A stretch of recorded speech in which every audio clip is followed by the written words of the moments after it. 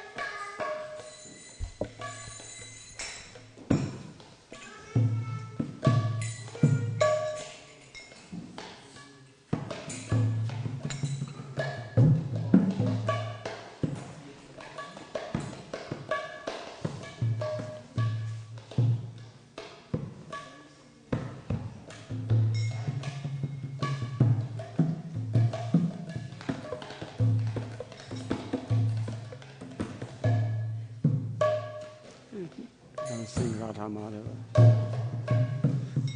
Radha Madhava Kunja Bihari.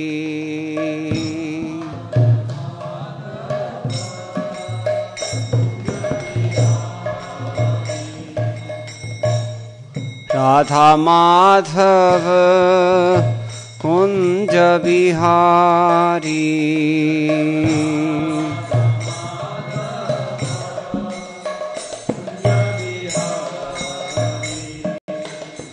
Gopi Jana Vallabha Girivaradhari.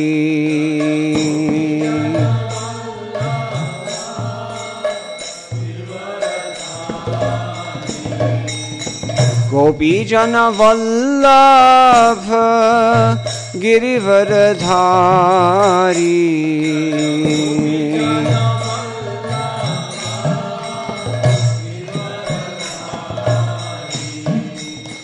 Yashodanandana Brajajana Ranjana.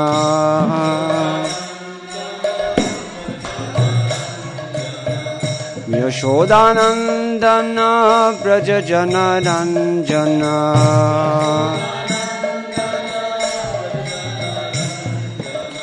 Yashodanandana Brajajana Ranjana. Yamuna Tira Vanachari.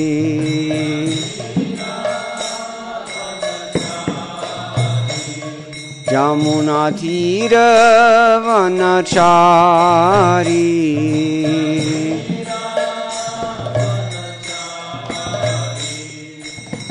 Radha Madhava Kunja Bihari.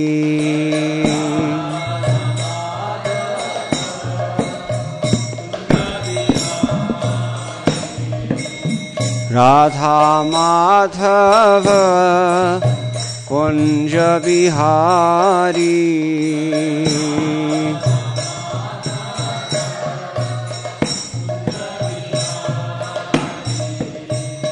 Gopi Jana Vallabha Girivaradhari.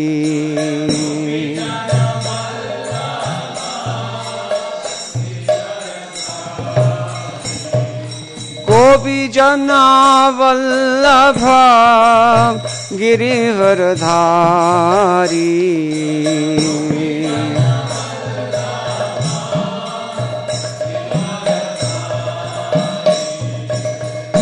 Yashodanandana Brajajana Ranjana.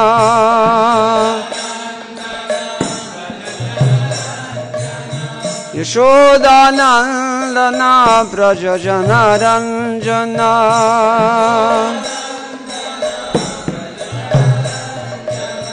Yashodanandana Brajajana Ranjana.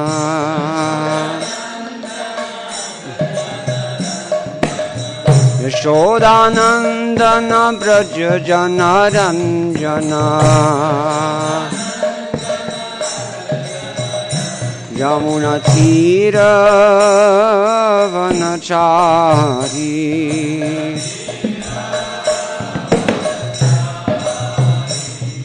Yamuna Tira Vanachari.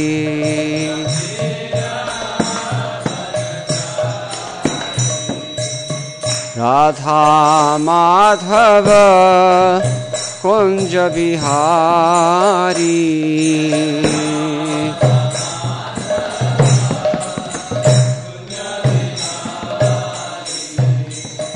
Radha Madhava Kunja Bihari.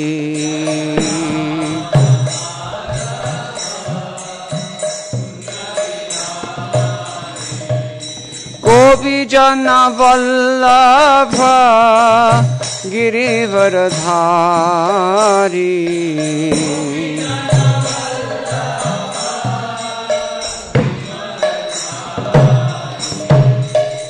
Gopi Jana Vallabha Girivardhari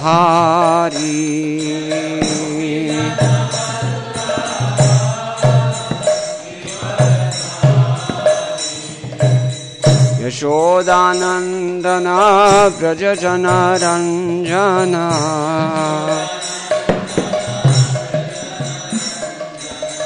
Yashodanandan Vraj जनरंजन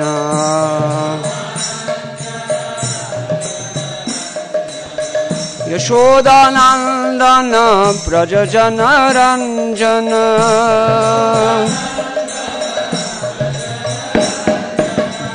यशोदानंदन व्रज जनरंजन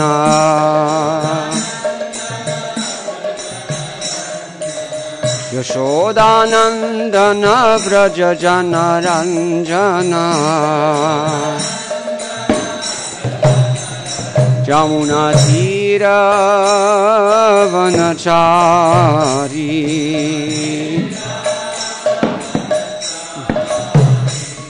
यमुना तीर वनचारी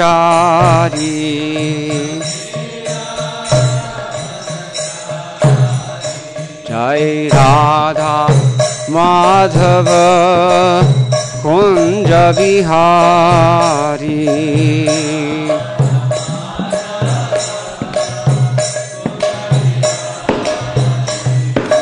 जय राधा माधव कुंज बिहारी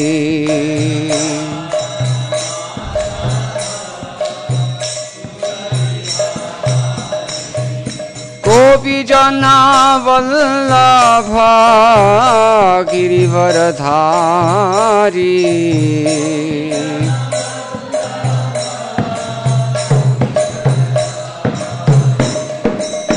गोपी जना वल्लभ गिरिवरधारी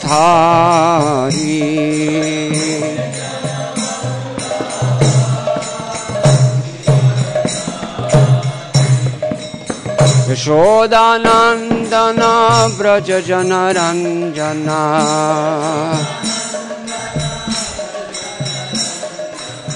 यशोदानंदन व्रज जनरंजन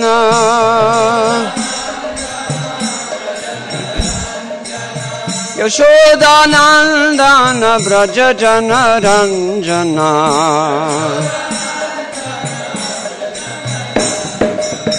यशोदानंदन व्रज जनरंजन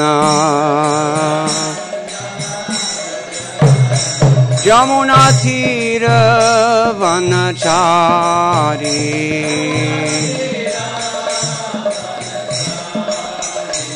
यमुना तीर वनचारी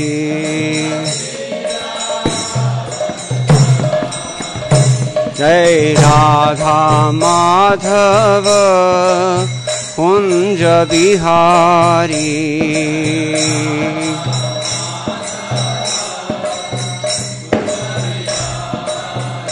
जय राधा माधव कुंज बिहारी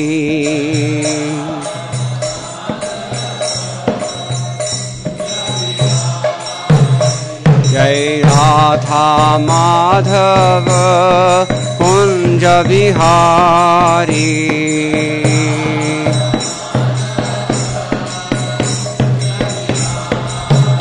जय Radha Madhav Kunj Bihari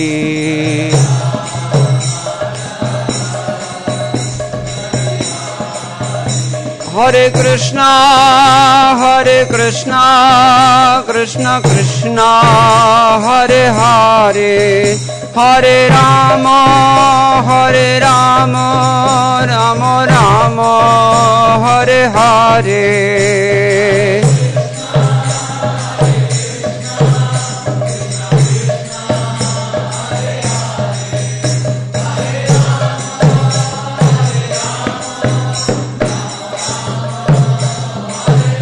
Jai Gaura Hari Bol Hari Bol Hari Bol Hari Bol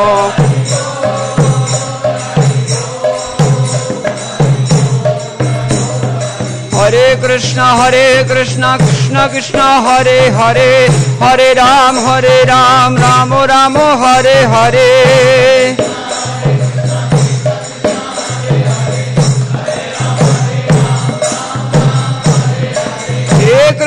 Hare Krishna Krishna Krishna Hare Hare, Hare Ram Ram Ram Hare Hare.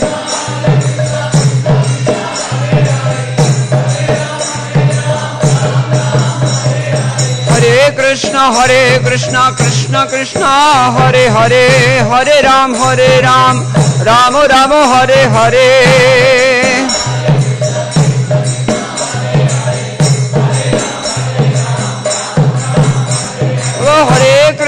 Hare Krishna Krishna Krishna Hare Hare, Hare Ram Ram Ram Hare Hare.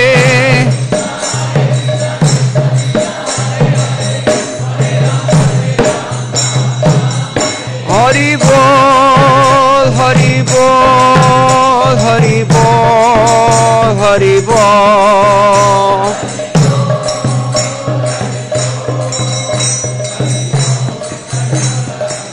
Hidai Gaura Hari Bol, Hari Bol, Hari Bol, Hari Bol.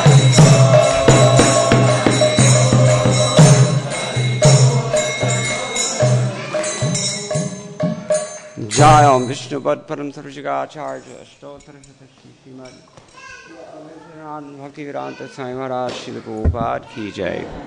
Ananta Koti Vaishnava Vrinda Ki Jai. Nama Acharya Srila Thakur Haridas Ki Jai. Prem se kaho Sri Krishna Chaitanya Prabhu Nityananda Shri Advaita Garadhar Shivasadi Gaur Bhakta Vrinda Ki Jai. Shri Shri Radha Krishna Gopa Gopinath Sham Kund Radha Kund Giri Govardhan Ki Jai. Vrindavan Dham Ki Jai. Navadvip Mayapur Dham Ki Jai. Ganga Devi Ki Jai. Yamuna Devi Ki Jai. Bhakti Devi Ki Jai. Tulsi Rani Ki Jai. Samaveta Bhakta Vrinda Ki Jai. Shri Harinama Sankirtana Ki Jai. Grantharaj Srimad Bhagavatam Ki Jai. ISKCON DVT founder Acharya Srila Prabhupada Ki Jai. Shri Shri Guru Gauranga Ki Jai. Shri Shri Radha Govinda Ji Ki Jai. Jagannath Balaram Subhadra Devi Ki Jai. Go Premanandi. All glories to the assembled devotees. All glories to the assembled devotees. All glories to the assembled devotees. All glories to Sri Sri Guru and Gauranga. Jai Shri Prabhupada.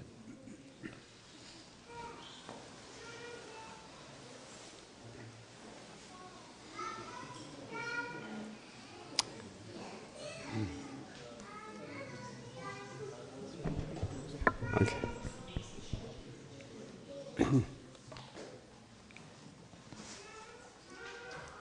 Hare Krishna. Thank you everyone for coming. Today is a special day. What day is it today? Mother's Day. So we'll talk about mothers a little bit. In particular, I was requested to talk about Ganga Ma, because Mother Ganga, she's the Supreme Mother. We have so many mothers, of course, but this Janu Saptami is coming up, so it's requested to say something about that. But before we go any further, we should say Mangalacharanam to invoke auspiciousness. Om Agnanatimirandhasya Gnananjana Shalakaya Chakshurun Militam Yena Tasmai Shri Gurave Namaha Shri Chaitanya Manobhishtam Sthapitam Yena Bhutale Swayam Rupa Kadamahyam Dadati Swapadantikam Vandeham Shri Guroho Shri Yuddhapada Kamalam Shri Gurun Vaishnavamscha Shri Rupam Sagrajatam Sahagana Raghunathan Vitam Tam Sajivam Sadvaitam Savadhutam Parijana Sahitam Krishna Chaitanya Devam Shri Radha Krishna Padan Sahagana Lalita Shri Vishakhan Vitamscha He Krishna Karuna Sindho Dinabandho Jagatpate Gopesha Gopika Kanta Radha Kanta Namostute Tapta Kanchana Gaurangi Radhe Vrindavaneshwari Vrishabhanusute Devi Pranamami Haripriye Vancha Kalpatarubhyascha Kripasindhubhya evacha Patitanam Pavanebhyo Vaishnavebhyo Namo Namaha Jaya Shri Krishna Chaitanya Prabhu Nityananda Shri Advaita Gadadhara Shri Vasadi Gaur Bhakta Vrinda Hare Krishna Krishna Krishna Hare Hare Hare Rama Rama Rama Hare Hare. We say that there are 7 mothers. In Hinduism, it would seem almost everyone is a mother.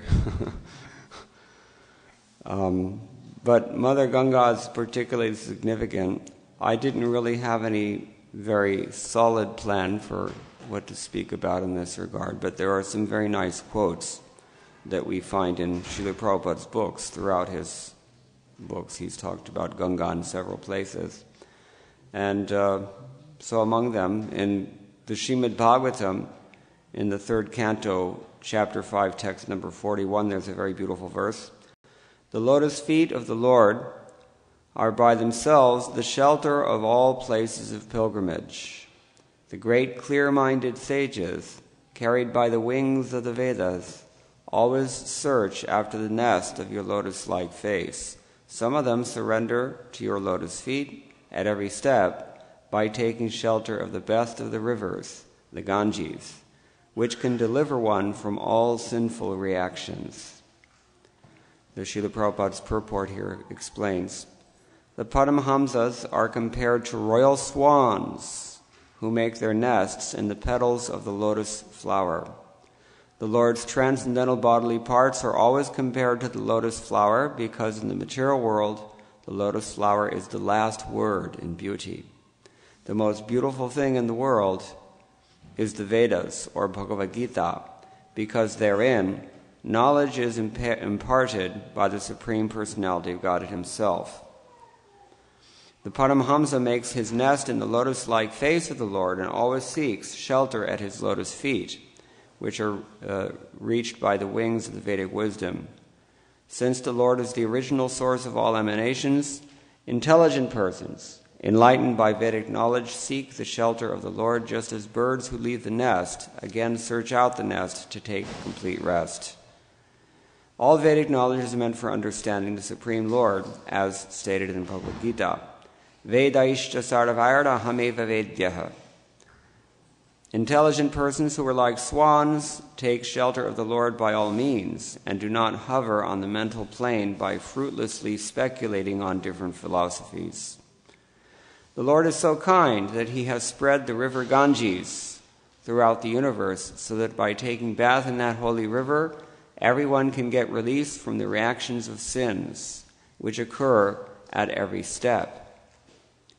There are many rivers in the world which are able to evoke one's sense of God consciousness simply by one's bathing in them, and the river Ganges is the chief amongst them. In India there are 5 sacred rivers, but the Ganges is the most sacred. The river Ganges and the Bhagavad Gita are chief sources of transcendental happiness for mankind, and intelligent persons can take shelter of them to go back home, back to Godhead. Even Sripad Shankaracharya recommends that a little knowledge in Bhagavad Gita and the drinking of a little quantity of Ganges water can save one from the punishment of Yamaraj.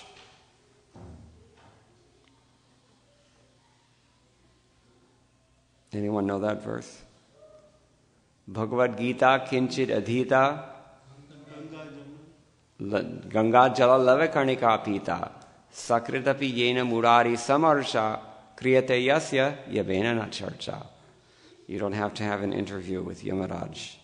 If you've drunk even a little bit of Ganga Jal and studied Bhagavad Gita even a little bit, and tried to sincerely worship Murari even once. Now, where does the Ganges come from? Where's the origin of the Ganga? Vishnu's lotus feet. Someone else says Viraja. What else? Sorry?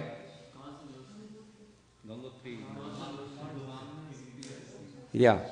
Lord Trivikrama, otherwise known as Vamanadev, when he was cheating Bali Maharaj, this is many, many, many thousands of years ago, Bali Maharaj was the king of the Daityas, and he was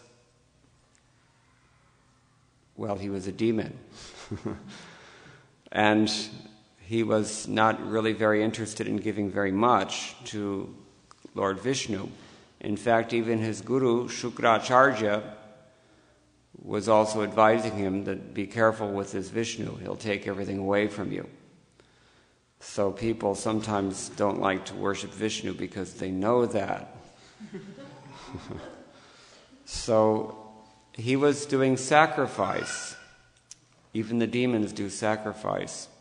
And he was doing sacrifice in a place called Bhrigukacha. Does anyone know where that is? It's in modern-day Gujarat. Now we call it Bharuch, on the bank of the, Narmada, I guess. So Vamanadev thought that, let me cheat this demon. So he went there in the form of a dwarf Brahmana. And he was very cute. And Bali Maharaj had no hesitance to offer him whatever he wanted. He said, anything you ask, I'll give it to you. And Vamanadev said, are you sure? He said, yes, no problem. He said, okay, I only want 3 steps of land. And Bali Maharaj was calculating as if he were in a superior position, just as we always do. And he said, well, I can give you much more than that. And Vamanadev said, no, 3 feet of land will be sufficient for me. 3 steps will be sufficient for me. So with his first step, he covered the entire cosmic manifestation. With the second step, he went even further than that. And then he came back to Bali Maharaj and said, sir, where shall I place my 3rd step? And by this time, Bali Maharaj was astonished and humbled enough that he said, you can put it right here. I surrender. And even at that point, Shukracharya tried to convince him that he's going to take everything away from you. If he takes everything away from you, then what's going to happen to me? You're my patron. But he surrendered anyway. And therefore the Lord became his doorman in reciprocation for his love. But in this pastime, when Lord Vamanadev took his step in the outer sphere of the universe, he actually kicked a hole in this universe. Every universe is like a bubble floating in this ocean of karana, the ocean of cause. And the water from that ocean came through the hole in the universe that was created by the toe of Lord Vishnu. Therefore, the whole Ganges water is considered to be Charanamritam. Either way you look at it, when I went to Mayapur in 1978 and was bathing in the Ganga with one of my godbrothers, a sannyasi, and he was meditating, he was swimming in the Ganges, and he was meditating out loud that all this water is the perspiration of the Supreme Personality of Godhead. Because that's also true. We know that this ocean was filled up with perspiration from the Supreme Personality of Godhead in this form of Mahavishnu. But if that weren't enough, then Lord Vamanadev also kicked a hole in the universe and allowed that water to come into this one. So it's all, in a sense, Charanamritam. And therefore, anybody who takes birth or anybody who takes bath in the Ganges is automatically purified of all sins. Very, very purifying. Even a little bit of contact with the Ganga Jal, it's very, very purifying. People go, my wife recently went to the Prayag Kumbh Mela, and people take back small bottles of water or large jugs of water and keep it all year round, just to keep auspiciousness in the house. So,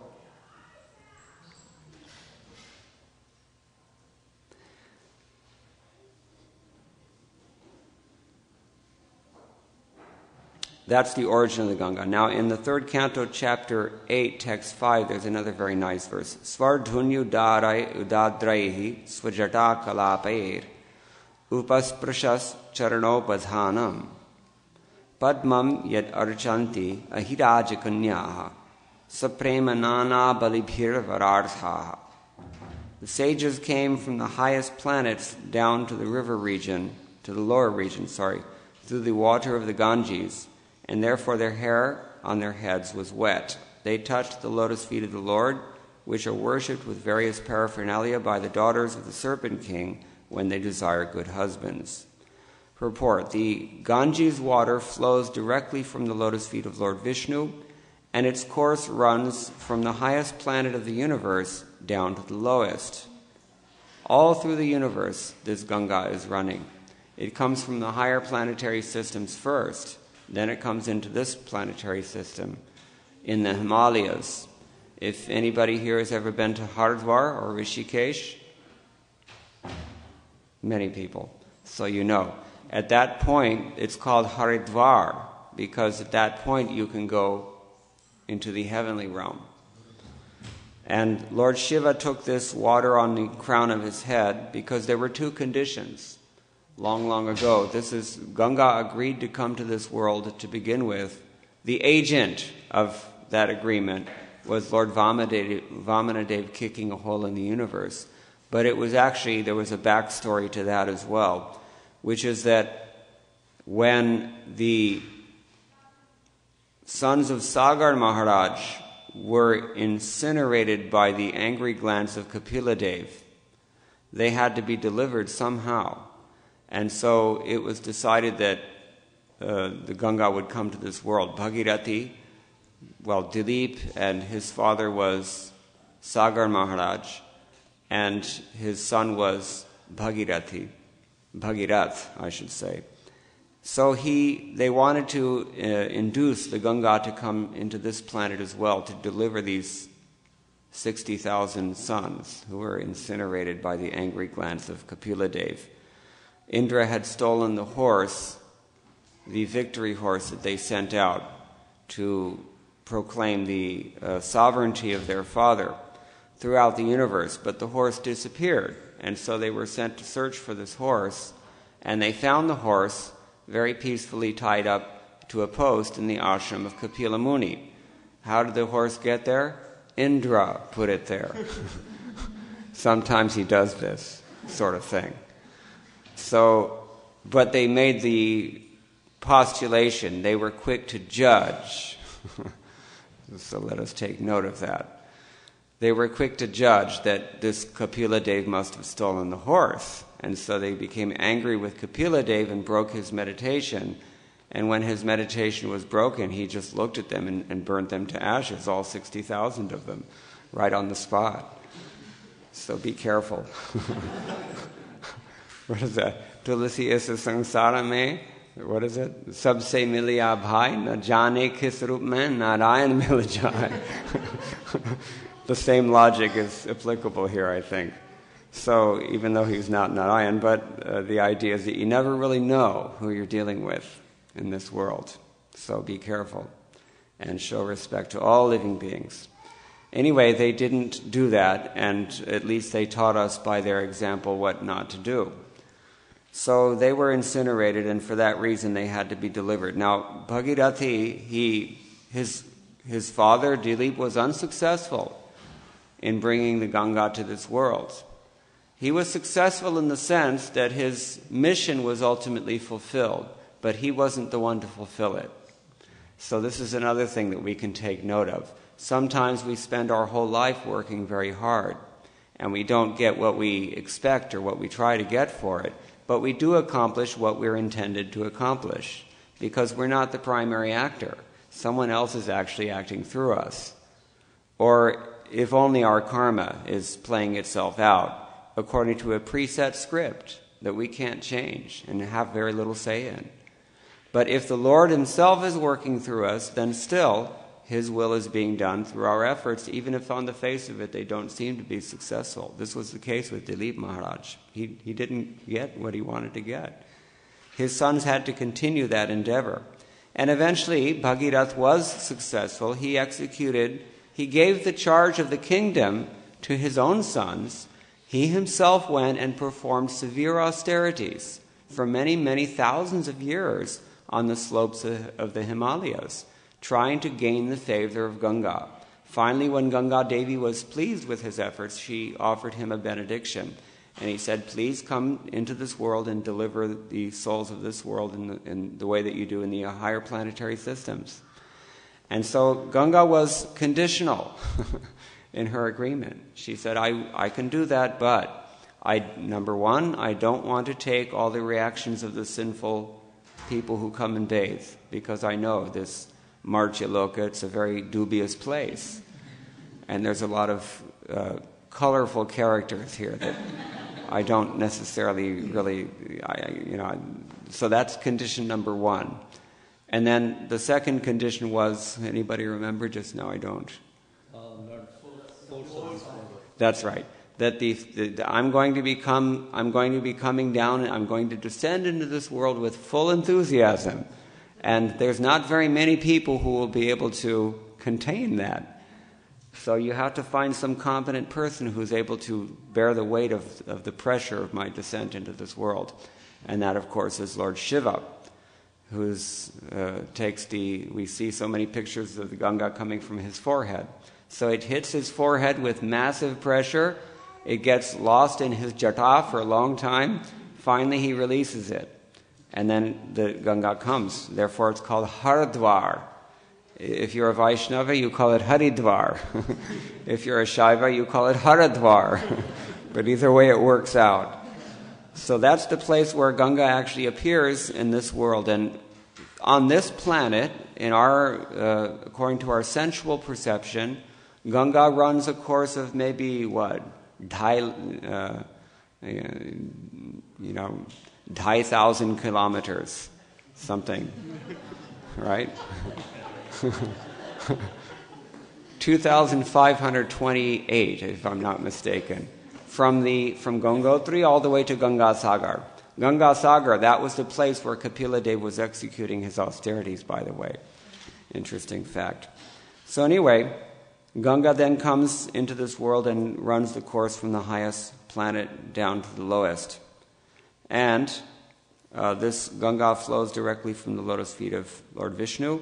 If a river flows thousands and thousands of miles, a perfect yogi can at once transport himself from one place to another simply by dipping in its water. This is something that even in theory is going to be forgotten fairly soon. But some people are aware of this, that yogis who are actually very accomplished, they can go into the Ganga at any place along the course of its flowing. And they can come out in any other place along its banks. They can go up into the higher planetary systems. They can go down into the lower planetary systems. Sometimes it happens like this. We've seen some interesting things like this in the Ganga. But at any rate, this is what happens here. So sages came down from Satyaloka taking advantage of the flowing water, a process of transportation made possible by the power of mystic yoga. The Ganges is the only celestial river which flows throughout the universe, and great sages travel all over the universe via this sacred river. The statement that their hair was wet indicates that it was directly moistened by the water originating from the lotus feet of Lord Vishnu. Another name for Ganges. Ganges has many, many names. Does anybody know another one of them? There's Ganga. Vishnupadi. For this reason, she's called Vishnupadi. She's coming from the lotus feet of Lord Vishnu. Swardhuni, because she flows in the heavenly realm. So many names Ganga has. So whoever touches the water of Ganges to his head surely touches the lotus feet of Lord Vishnu directly and can become free from all effects of sinful acts. If after taking a bath in the Ganges or being washed of all sins, this is Prabhupada, a classic, typical Prabhupada addition here. If after taking a bath in the Ganges or being washed of all sins, a man guards himself against committing further sinful acts, then certainly he is delivered. But if he again takes up sinful acts, sinful activities, his bath in the Ganges is as good as that of an elephant who nicely takes his bath in a river but later spoils the whole thing by covering himself with dust. Anybody ever seen this? No, because we don't have elephants anymore. It used to be that the absolute centrum of power in South Asia was where? Huh? Hastinapur, that's long, long back. More recent than this. Kolkata is too recent. Somewhere in between. Huh? Vijayanagar was in the right direction, but further back. Magadha. Why was Magadha so powerful? Nowadays, if you go to Bihar, you'd never guess. I hope there are no Biharis here. When I was in Mauritius, many of the... You're from Bihar? Sorry. It's okay, my wife is also of that stock. So. When I was recently in Mauritius, Lokanath Maharaj was giving the lecture, and he was talking about Jarasandha. He was also called Bhojraj. For that reason, they speak Bhojpuri there. And Maharaj pointed out, for your information, Jarasandha was from Bihar. Anyway, so that used to be the epicenter of all political power in South Asia. And one of the main reasons was, what did they have? They had one advantage that very few other kingdoms had. Huh? Chanakya Pandit, he was the Maurya court, right? Or Guptas. Elephants. They had war elephants. Nowadays you can't really find elephants too much in the north. A little bit in the south, they keep some in the temples, but that's about it. Anyway, so we haven't seen elephants, but if we'd seen elephants, then we know when an elephant takes a bath, after he comes out from the bath, he fills his trunk with dust and blows it all over himself. Why they do that, a biologist may be able to tell you some scientific answer for it. But the point is that if somebody takes bath in the Ganga and then comes back and does all the same nonsense that impelled him to go and take that bath to begin with, then it ruins the whole thing. All right, so anyway, now here's a very nice purport that Prabhupada writes in the second canto, also related to the Ganga. He says, when one is particularly adherent to the process of padasevanam, this process gradually includes other processes such as seeing the form of the Lord, touching the form of the Lord, or circumambulating the form or temple of the Lord, or visiting such places as Jagannath Puri, Dwaraka, and Mathura to see the Lord's form, and bathing in the Ganges, or Yamuna. Bathing in the Ganges and serving a pure Vaishnava are also known as Tadiya Upasanam. This is also Padasevanam. The word Tadiya means in relationship with the Lord. Service to the Vaishnava, Tulasi, Ganges, and Yamuna are included in Padasevanam. All these processes of Padasevanam help one to advance in spiritual life very quickly.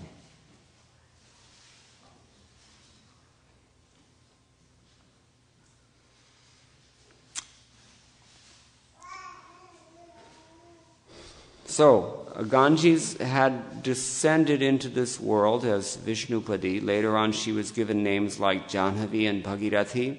Bhagirathi because Maharaj Bhagirath's prayers induced her to come here. Janhavi, why is she called Janhavi? Janhamuni. What happened? What's the story there? Anybody know? When he was performing austerities, the Ganges flooded the ashram. That's right. Ganges came and flooded his ashram while he was meditating, and he got angry and thought, okay, well, I'll teach you. And he drank the entire Ganges. And then, according to different sources, we have different stories. But Ramayana, and I believe it's maybe Agni Purana, I don't remember, but the Ganges later came out of his ear. And for that reason, she's called Janhavi. Anyway, so after 1,000 millenniums, the water of the Ganges descended on Dhruvaloka, the topmost planet of this universe. So Shukdev Goswami has in this way described the glories of the Ganges River.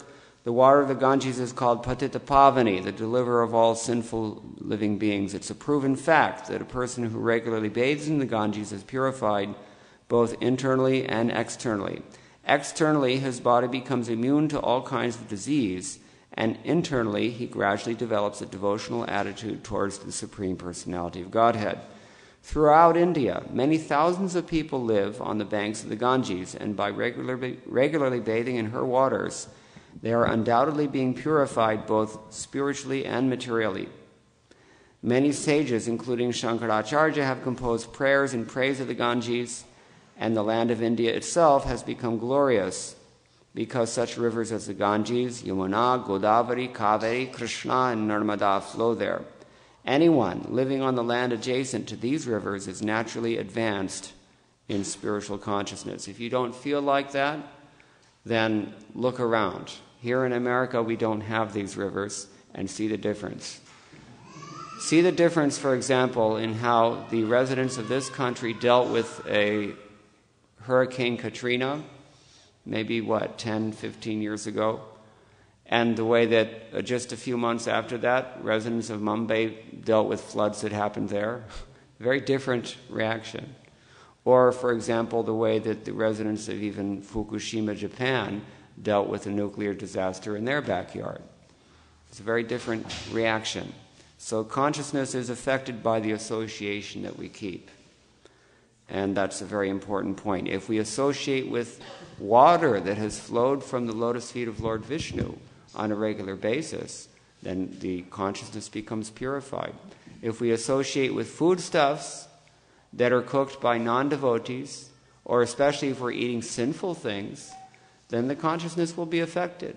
Bhunjate te duagham papam, Krishna says, ye pachanti atma karanat. Because they only cook for themselves, they're just eating so much sin. This is what Bhagavad Gita says.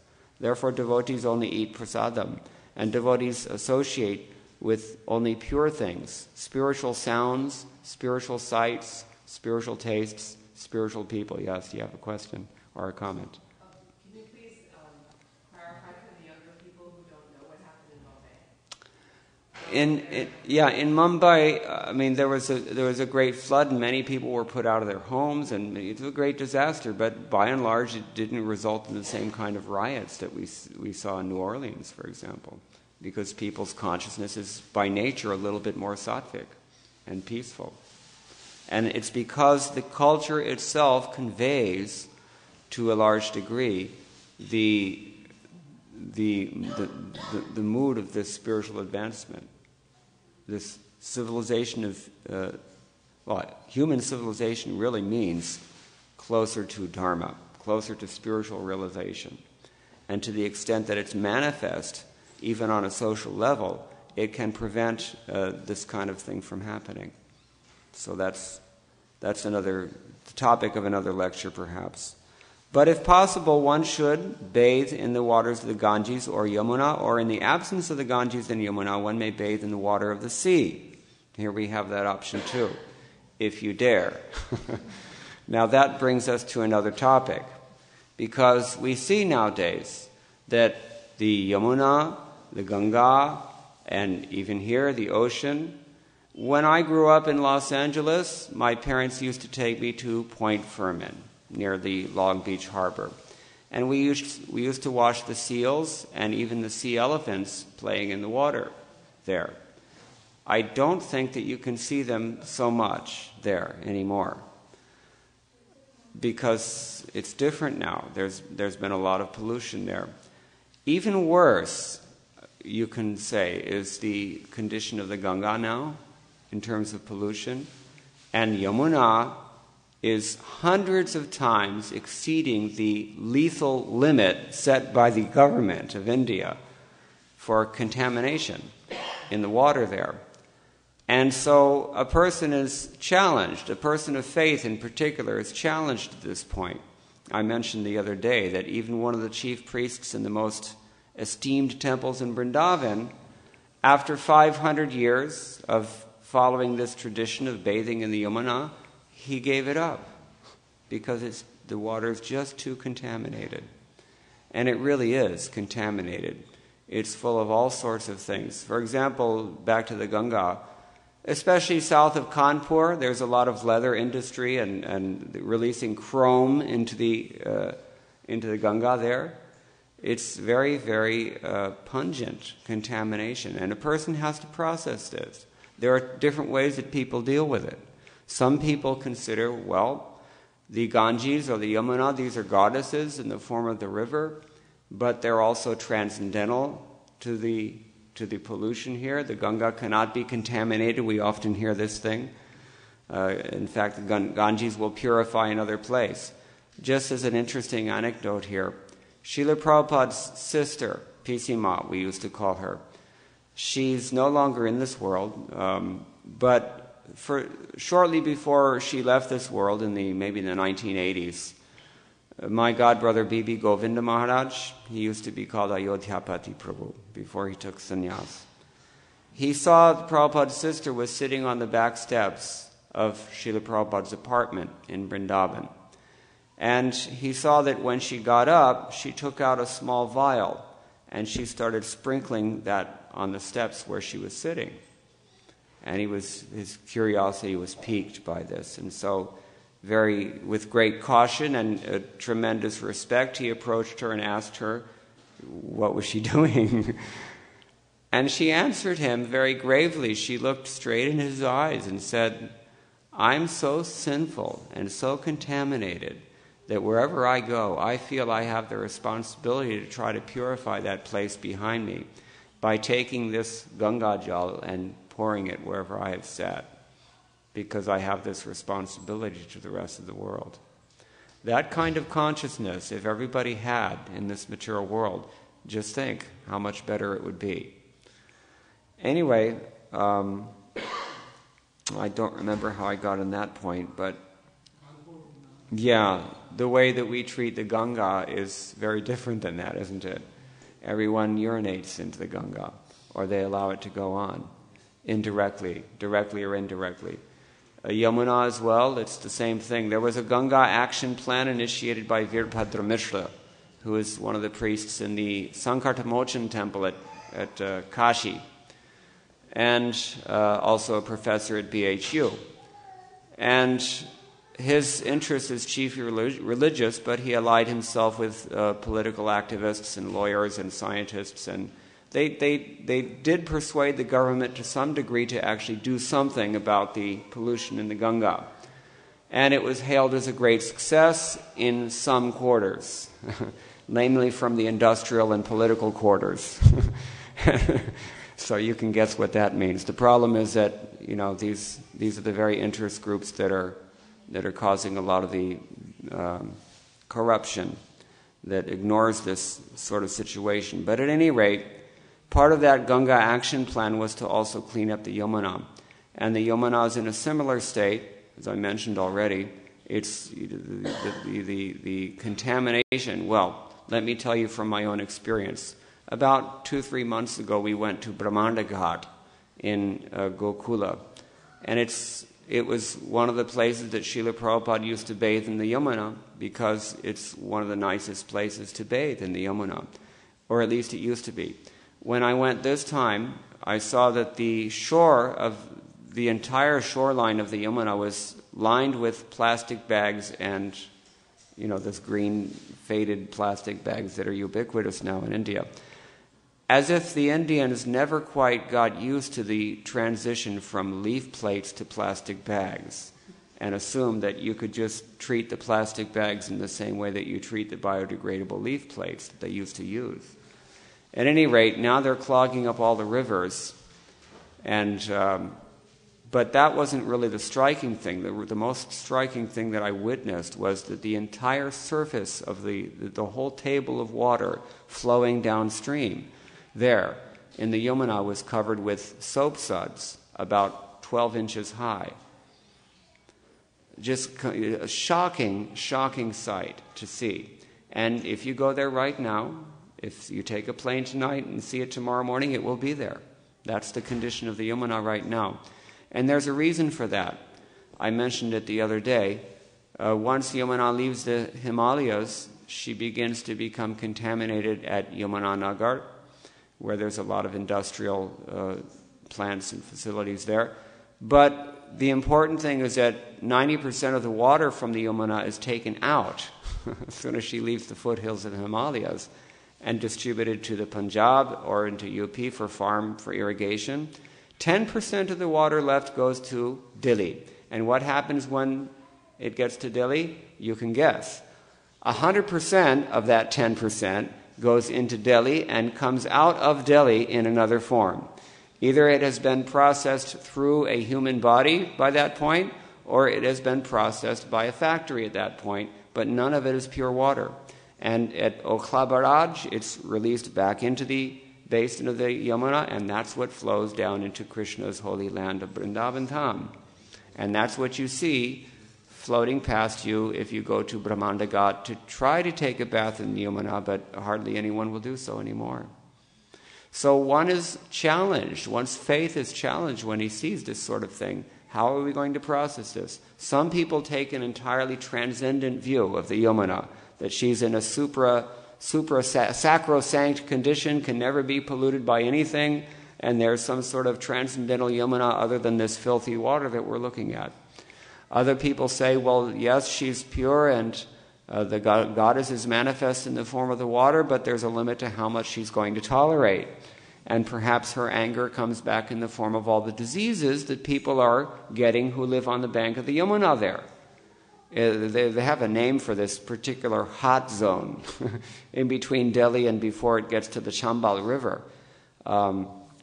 That's the worst, most contaminated segment of the Yamuna, ironically, in the most sacred space that it flows, in Vrindavan Dham, where Krishna had his pastimes 5,000 years ago. So some people say that, just like the farmers and other people who are having to use this water for irrigating their crops and who are getting sick as a result of eating those crops, they say that this is Yamuna's anger. And so there's a kind of a 50-50 sort of a situation. And others take a position that the Yamuna is completely immanent. The divinity is immanent within the water itself, and the goddess is the water. And in that sense, the goddess is very sick. In fact, the Ganga and the Yamuna both were long ago declared dead rivers according to scientific standards, which is that the water is dangerous to living entities outside of it, and it's also lethal and or dangerous to living entities within it.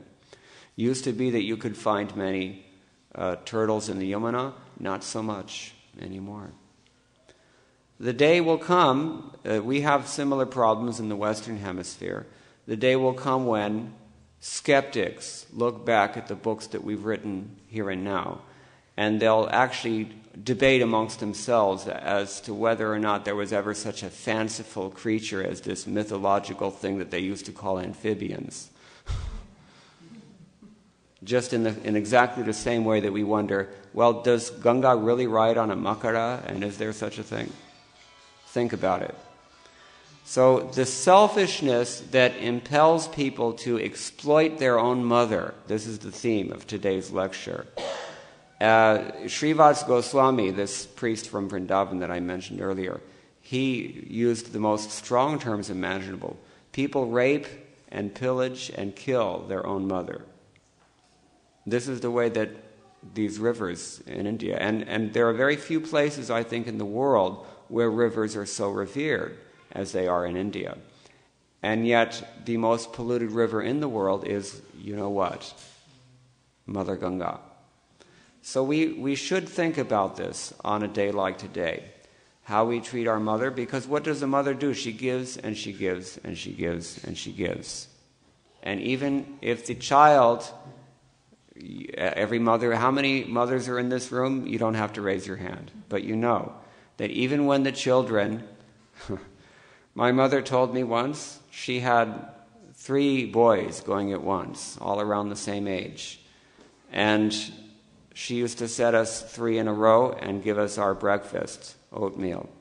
So she said she had just taken a shower and she was all fresh and clean, just prepared breakfast, and she put it in front of us. So one of us, I don't remember which one it was, as soon as we had the oatmeal, took the bowl and turned it over on top of our mother's head. Freshly cleaned, just washed her hair.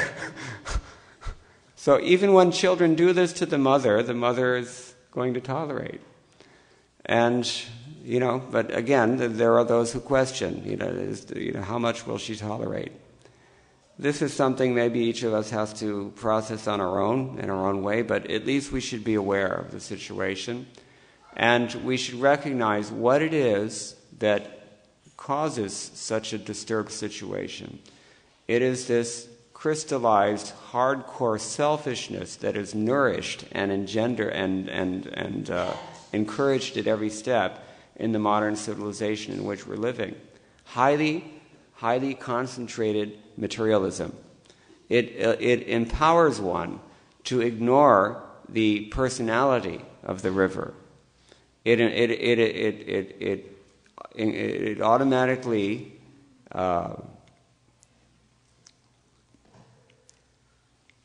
it impels one to consider all things, including rivers and lakes and mountains and even the air that we breathe and certainly the food that we eat, as something which is primarily meant for the exploitation of humankind, rather than an intrinsic, element of a very interconnected and complex labyrinth of all life forms in this world, which are essentially all divine as well.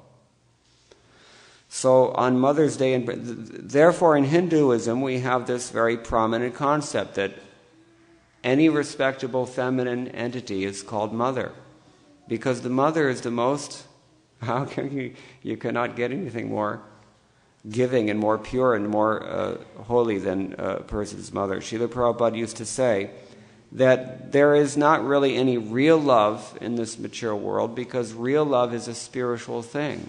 And we're not living in the spiritual world right now, we're living in the material world. So it's all a little bit contaminated to one degree or another. But of all the loving relationships that do exist in this life and in this world, the mother's love is the most pure. And just as a cow gives her milk, and we turn around and kill the cow and eat the very cow that has fed us and nourished us as babies. So, more so, human life depends on water. You can live for even a long time if you've got nothing to eat, but nobody gets very far without water. And Yamuna is giving 100% of her water. She's already given. Whatever she hasn't given has been taken from her. But she has sacrificed herself totally for humankind. And what do we return? Defecation, industrial effluent, garbage, so much mistreatment. Anyway, coming from Vrindavan, I wanted to emphasize this thing because it's very clear to those who live there. 2 months ago, several thousand strong marched to Delhi to protest this. The failure of the Yamuna Action Plan was perceptible by enough people that they actually did that. And everybody can raise his voice and do something about it. People who have the means, it's something we can think about if we so choose on Mother's Day. But the first thing is to get the concept and recognize what it means to be a mother and how many mothers we have. How many mothers do we have? It's not just one. So, Srila Prabhupada writes also in the 6th canto, our Krishna consciousness movement has therefore established 2 very large centers, one in Vrindavan and the other in Mayapur, Navadvip. There one may bathe in the Ganges or Yamuna and chant the Hare Krishna Mahamantra and become perfect and return home back to Godhead.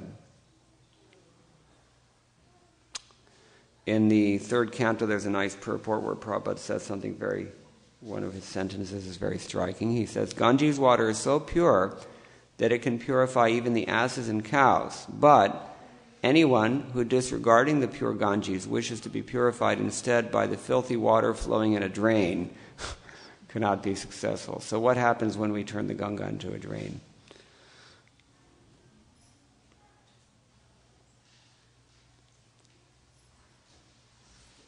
The water of the Ganges is purified because it pours forth from the lotus feet of the Lord.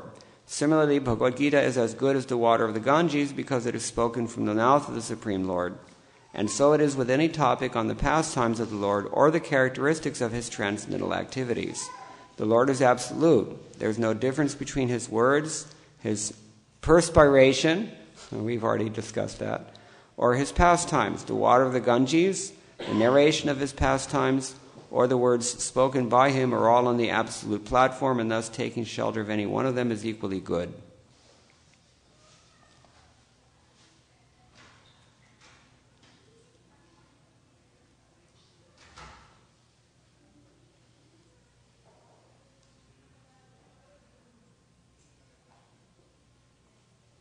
Now, in the Srimad Bhagavatam, there's a very nice verse. Nimnaganam yatha Ganga devanam achyuto yatha Vaishnavanam yatha Shambhu Purananam idam tatha. Just as the Ganga is the greatest of all rivers, Lord Achyuta, the supreme among deities, and Lord Shambhu, Shiva, the greatest of the Vaishnavas, so the Srimad Bhagavatam is the greatest of all the Puranas. In the Srimad Bhagavatam, we find some glorification of this work. In the 12th canto, chapter 13, in fact, it's called the Glories of the Srimad Bhagavatam. It's stated there that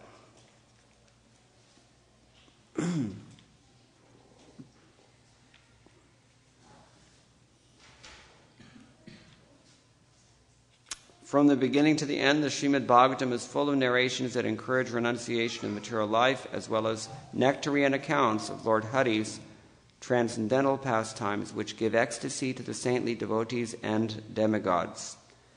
This Bhagavatam is the essence of all Vedanta philosophy because its subject matter is the absolute truth, which, while non-different from the spirit soul, is the ultimate reality, one without a second. The goal of this literature is the exclusive devotional service unto the Supreme Personality of Godhead. If on the full moon day of the month of Bhadra, one places Srimad Bhagavatam on a golden throne and gives it as a gift, he will attain the supreme transcendental destination. All other Puranic scriptures shine forth in the assembly of saintly devotees only as long as that great ocean of nectar, Srimad Bhagavatam, is not heard. Srimad Bhagavatam is declared to be the essence of all Vedanta philosophy. One who has felt satisfaction from its nectarian mellow will never be attracted to any other literature. Just as the Ganga is the greatest of all the rivers, Lord Achyuta is the supreme among deities, and Lord Shambhu is the greatest of Vaishnavas, so Srimad Bhagavatam is the greatest of all the Puranas. In the same way that the city of Kashi is unexcelled among holy places, Srimad Bhagavatam is supreme amongst all the Puranas. Srimad Bhagavatam is the spotless Purana. It is most dear to the Vaishnavas because it describes the pure and supreme knowledge of the Paramhamsas. This Bhagavatam reveals the means for becoming free from all material work, together with the processes of transcendental knowledge, renunciation, and devotion. Anyone who seriously tries to understand Srimad Bhagavatam, who properly hears and chants it with devotion, becomes completely liberated. I meditate upon that pure and spotless supreme absolute truth, who is free from suffering and death, and who in the beginning personally revealed this incomparable torchlight of knowledge to Brahma. Brahma then spoke it to the sage Narad, who narrated it to Krishna Dvaipayana Vyas. Srila Vyas revealed this Bhagavatam to the greatest of sages, Shukdev Goswami, and Shukdev mercifully spoke it to Maharaj Parikshit. We offer our obeisances to the Supreme Personality of Godhead, Lord Vasudeva, the all-pervading witness who mercifully explained this science to Brahma when he anxiously desired salvation.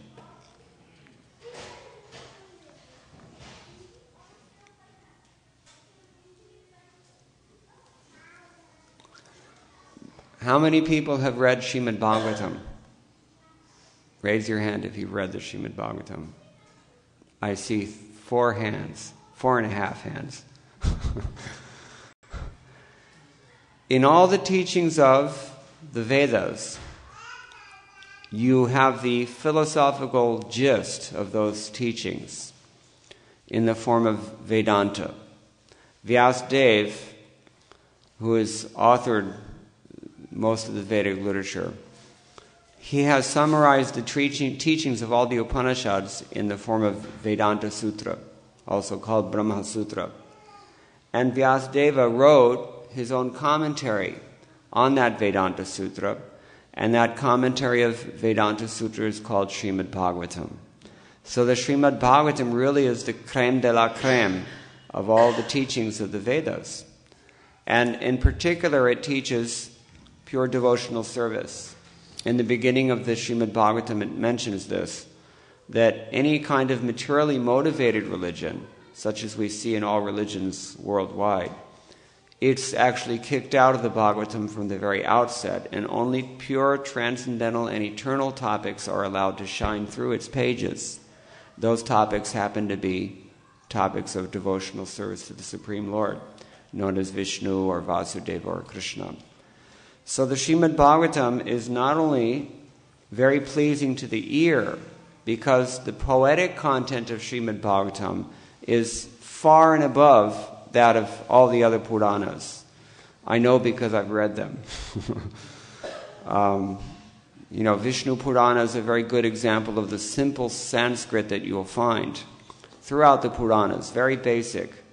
But in Srimad Bhagavatam, we find such highly sophisticated poetry, there's not really any comparison. Therefore, Kapila Dev can say in the third canto, Bhavanti Hritkarana Rasayana Katha. The Katha of the Srimad Bhagavatam, it's like an elixir that enlivens even the ears. What to speak of when we consider the soothing message and the enlightenment that comes through these verses of the Srimad Bhagavatam. The enlightenment of real knowledge of the self, and more importantly than real knowledge of the self, the direction that these verses give on how to actually engage practically in life on that level of transcendental realization. How to relish the nectar of Krishna consciousness, of Bhakti Yoga. It's taught in the Srimad Bhagavatam in great detail. We get some hint of the teachings of the Bhagavatam in the pages of Bhagavad Gita. What's the essential message of Bhagavad Gita? Anybody know? It's one of those things that Krishna mentions twice in the Bhagavad Gita. Be my devotee, worship me, bow down to me, offer your homage unto me, like this. Krishna's a very simple message. Just be a devotee of Krishna. But how to be a devotee of Krishna, we need examples, don't we? Have you noticed? You need examples. And the Srimad Bhagavatam provides us with virtually limitless examples of how to become Krishna conscious in this world. Because if a person is sensitive and sincere and attentive in hearing the Srimad Bhagavatam, then it's just a matter of time before he finds the example that exactly corresponds to the situation that he or she finds himself in right now, or has been in the past and can therefore relate with, or may find himself or herself in the future and is therefore prepared for. But either way, Srimad Bhagavatam, it teaches us in great depth, in great detail, comprehensively, how to be Krishna conscious, how to dive deeply into the ocean of nectar that is Krishna consciousness.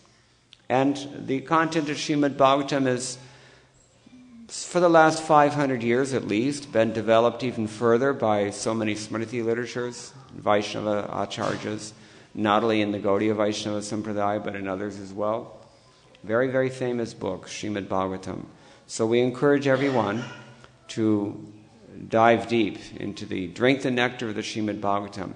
If even a little drop of Ganga Jal and even a little study of the Bhagavad Gita can prevent you from having to have an unpleasant discussion with Yamaraj at the time of death. Because after all, you're going to get tapped on the shoulder. Excuse me, sir, we need to discuss your account. You've got some debits here that they're not settled yet, so...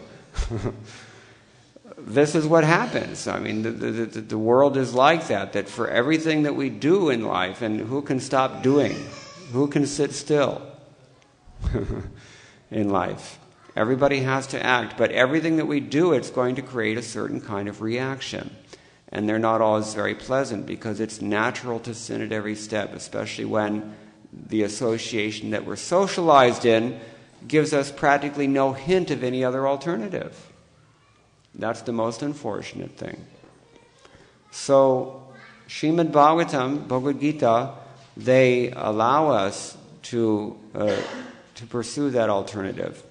And even a little bit of study, you don't have to meet with Yamaraj and discuss your karma because you're taken out of that realm altogether. Devotional service is that powerful. Just as the water of the Ganga is so powerful that there's no question of any sin. Once you have bathed in the Ganga, the sin is all washed away. You may not anymore clean your body by bathing in the Ganga because the Ganga is now poisonous. That's something we also need to work on. The Ganga is only poisonous because our hearts are poisonous. Who made it that way? Our activities did. But we can be, just as we can become freed from sin by that transcendental process of bathing in the Yamuna or in the Ganga, so in the same way, just by hearing Bhagavad Gita, we can become similarly enlivened and purified through spiritual knowledge. And how much more so with the Srimad Bhagavatam. So we encourage everyone to go deeper in this way. I think I should stop now because I don't know, but it's getting late. Does anybody have any questions or any comments on anything that we've discussed? Yes, please. There must be a microphone. Prabhuji, you mentioned that Ganga had condition, and the first condition was that she would not take the sinful reactions. Yet we say that by bathing in Ganga, the sinful reactions are washed away. So can you comment? This is a very, very good question. Ganga made the condition that I will come into this world as long as I don't have to assume the sinful reactions for those sinful people who bathe in my waters. But everybody knows that when you go and bathe in Ganga, your sins are washed away. So where do they go? Does anybody know? Huh? The thing is that all along the bank of the Ganga and the Yamuna, any holy river, we have so many holy places, and so many saintly persons will assemble in those holy places. Those persons actually bathe in the Ganga as well. The sinful people bathe in the Ganga, the holy people bathe in the Ganga. Just like I mentioned already about Kumbh Mela, after all the sadhus bathe there, they bathe first, then everybody else wants to go and bathe because Ganga has been... The sadhus, when they go and bathe in the river, they assume all those reactions. And they neutralize it because the power of a sadhu is such. Tirti kurvanti tirtani. Maharaj Yudhishthira spoke this verse in the Srimad Bhagavatam to Vidura. He said, saints of your caliber are like walking holy places because you have the power to turn a holy place into a holy place. The power is of the devotional service. The volition that we invest in the process of sacrifice and giving selflessly in love, real love, that is so powerful that even the most heinous sins that may have been left at a holy place by the sinful people who bathe there, they can be absorbed by the saintly person and neutralized in that way. So if you think about it, it's not really even the Ganges that is purifying you of your sinful reactions, is it? What is it? It's this contact with devotional service. Now the thing is that because we're all sentient living beings, we're all living entities with will and with desires and with hearts, I hope. We actually always have the opportunity to engage in this process of devotional service directly. In fact, it's said that the water of the Ganga, they will purify you completely, but only after long, prolonged contact. But the power of a Vaishnava, of a sadhu, is such that you become purified immediately. One of my godbrothers, elder godbrother Tamal Krishna Goswami, another godbrother was appreciating him, and he said, to be with him for half an hour is like reading Srimad Bhagavatam for 3 months continually. That's what we're talking about. Satam prasangan mama virya samvido bhavanti hritkarna rasayana katha. The verse I've already quoted. Tad joshanad ashwapavargavartmani shraddharatir bhaktirana karmashyati. That means, Kapila Dev told his mother Devahuti, that when we hear the potent narrations about the Supreme Personality of Godhead, in equally potent association of devotees who are serious and sincerely engaged in worshipping Him with all their hearts, as Krishna has defined in Bhagavad Gita, then that process is so powerful, and the taste and the enthusiasm that's generated in that association is so powerful that one is not only very quickly established on the path of liberation, but that person very quickly progresses in recognized stages of spiritual advancement, one after another, beginning with just faith. Faith alone we have, and we can invest our faith in the process of devotional service, but once we do, then we're taken from one stage to another of spiritual advancement, and it goes all the way to prema, all the way to pure love of Godhead. This is the real essence of it. And Ganga is there because we value the Ganga and the Yamuna because they are manifesting this Shakti, Bhakti Shakti, to such a great degree. To be liberated from sins, that's not such a great attainment for them. But the fact that they can also bestow love of Godhead, in particular the Yamuna, that's really something. That's a very great thing, because that's not available just anywhere else. So the real thing is devotional service. By associating with devotees in any form, the Yamuna is also a devotee, Ganga is also a devotee. We become purified like this, and we become spiritually advanced just by doing that. Is that okay? Yeah, please. So there is also some statement about after 10,000 years the Ganges and Jamuna won't be visible in the planet. It's already not visible anymore. I told you that already. I was thinking of it coming now. So yeah, I mean that there's maybe trace elements of the Yamuna once the Yamuna leaves Delhi, but that's all. Otherwise, it's pure sewage. Do you think any improvement would happen down the road, or?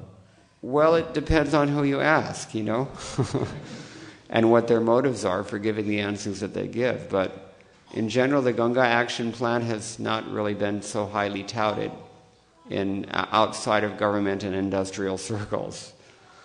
We would hope that the Yamuna fares better in that way, but it really depends on a person on persons like you and I taking interest and exercising our own volition to actually do something about it, because she's our mother as well. There are signs of hope. There is where there's a will, there's a way. But the sangat sanjayate kama, that the will is determined by the association. So we have to supply the satsanga that allows people to see what the problem is to begin with, and to appreciate as well the solution to that problem. That requires education. Is that okay? Thank you. My question was that why is Ganga considered more holy than Yamuna? Because Shri Krishna, he loves Yamuna river so much. Yeah, that's a very perceptive observation. She caught the fact that Srila Prabhupada said a few times here that Ganga is the most holy river. In fact, not only Jiva Goswami, but other acharyas such as Vallabhacharya and many, they actually assert that spiritually the potency of the Yamuna is even more than that of the Ganga. But that's spiritually. You have to look at this, and there's a couple of things going on here. One thing going on is the neutralization of sin, which is another way to say liberation. Ganga can be seen as mukti pradayani. And that's certainly a worthwhile thing to aspire for. But to get on the positive side, beyond that neutralization of sin, to get the positive achievement of pure devotion, that's something that is even more rare. It's something very, very rare. And that's something that Yamuna Devi in particular is in a better position to supply. So Jiva Goswami says that the Yamuna's position spiritually is actually 100 times superior to the Ganga. For an ordinary person who is not so considered, doesn't appreciate the value of pure devotion that much, they won't be able to understand this. And it's maybe not even relevant to their needs either. But for a person who's actually interested in becoming Krishna conscious, then they recognize that Yamuna is very potent. And Vallabhacharya says that one reason is that the Yamuna was directly facilitating so many pastimes of Radha and Krishna, the most intimate form of the Supreme Personality of Godhead and his most advanced devotees. Ganga was not like that so much. Ganga was purified by the toe of Lord Vamanadev, but Yamuna was at every step participating in Radha and Krishna's pastimes and still is. Now, having said that, we also have to recognize that downstream of Prayag, there's really no difference between the Ganga and the Yamuna because they merge together, and even Saraswati joins them as well. And furthermore, in the pastimes of Lord Chaitanya Mahaprabhu, the Ganga is there, and Mahaprabhu is also engaged in that way. So in that sense, there's really no difference. So it's another one of those achintya bheda abheda relations. Achintya bheda abheda. Simultaneously, one and different. Okay? Yeah, please. Prabhuji, we hear that in the Vedic literatures there are 7 mothers are mentioned, but among those, I don't think the holy rivers are mentioned, like the Mother Ganga and Yamuna. Is there a reason why? Yeah, that's a good point. Let's get the concept of mother clear in our minds in the most abstract sense, and then we will be able to appreciate how and where it applies. I think that's the key here. The nurturing and the loving and the unceasing efforts that characterize motherly love that we find in these 7 mothers, for example, we can find in these holy rivers as well. And as I mentioned already, any goddess in any temple in India, you're going to call her Mata because that's how we approach. That's not only the superlative term of respect for feminine, but they actually have these properties. As one makes spiritual advancement, or even as one is more highly placed in terms of karma, these godly qualities should manifest themselves, and they do. So that's my answer, at least. Anybody else, maybe, if they have any other comments on that? Otherwise, I think we can stop here. Thank you very much. All glories to Srila Prabhupada.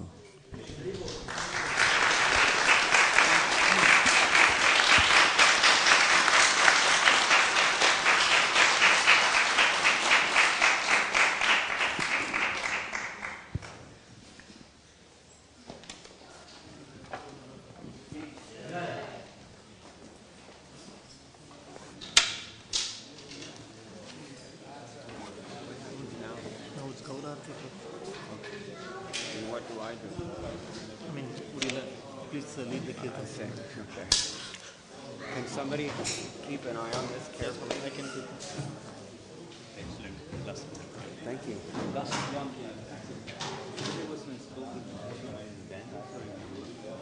On the bank of the yeah, over on the other side, towards like UP. Yeah, on the UP side. Would you like to sing or? Yeah, that's what we just asked me to do.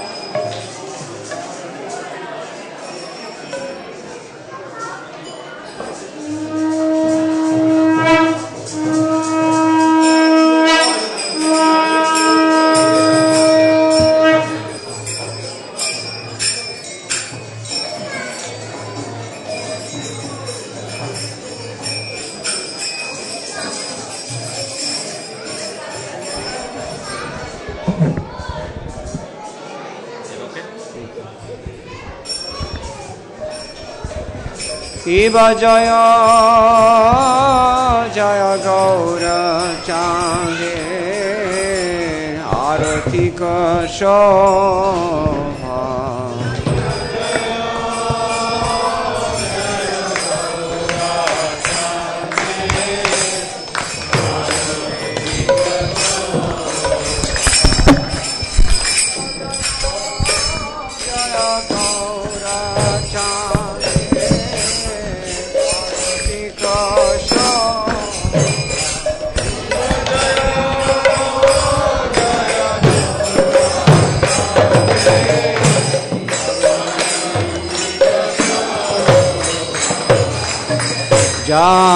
Janhavi Takabane Jagamana Lobha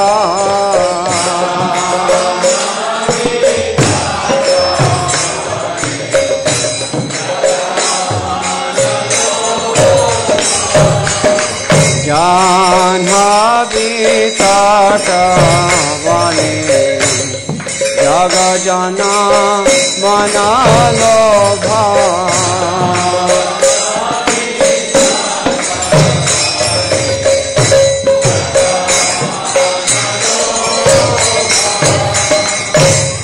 Jaga Jana Mana Lobha Gauranga Rarati Shobha Jaga Jana Mana Lobha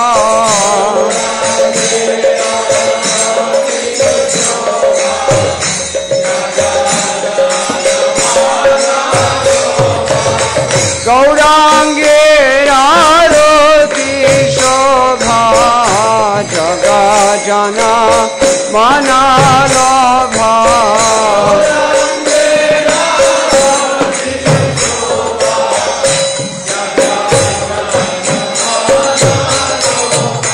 Jaga Jana Mana Lobha Jaga Jana Mana Lobha Gaurange Rarati Shobha Jaga Jana Mana Lobha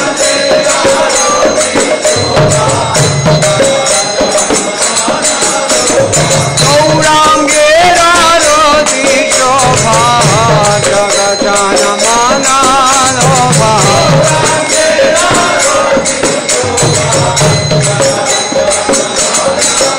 Jaga Jana Mana Lobha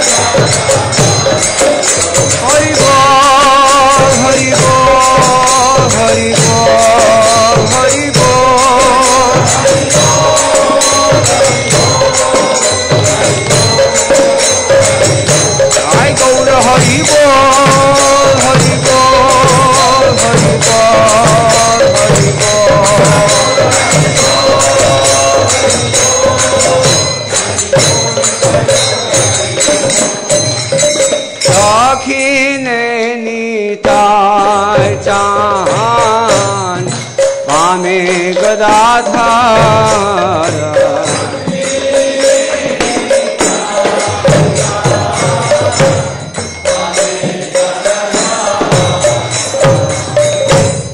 निकटे अद्वैत श्रीनिवास छत्रधार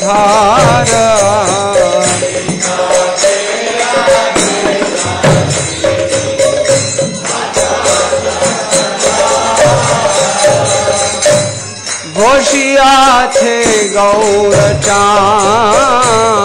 रत्न सिंहासने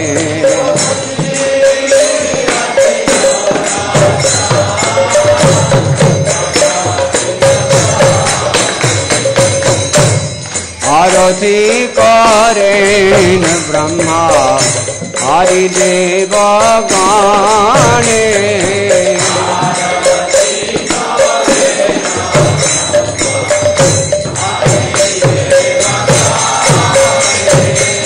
नरा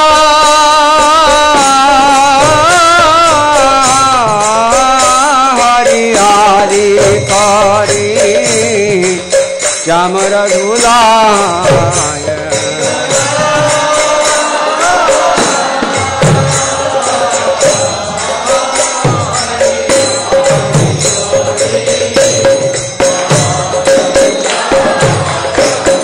संजय मुकुंद वासु घोषाधिका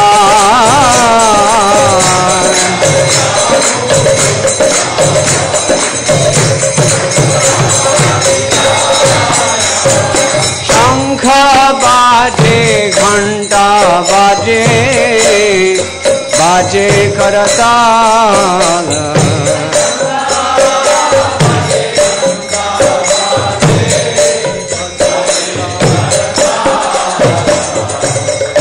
मधुर मृदंग बाजे परमर शाल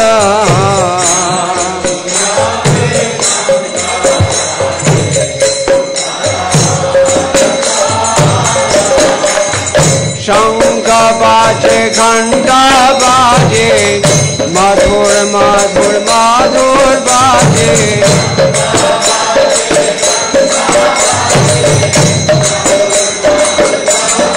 शंख बाजे घंटा बाजे मधुर मधुर मधुर बाजे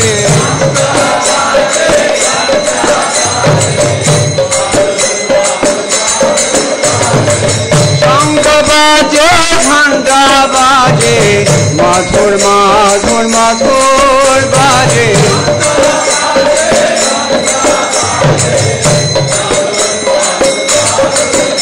मधुर मधुर मधुर बाजे शंख बाजे घंटा बाजे मधुर मधुर मधुर बाजे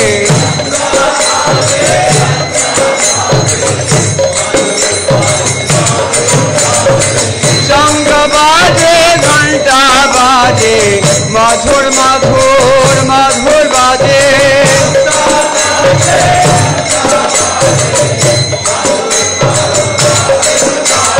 मधुर मधुर मधुर बाजे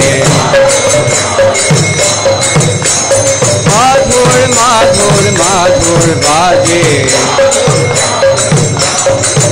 हरि बोल हरि बोल हरि बोल हरि बोल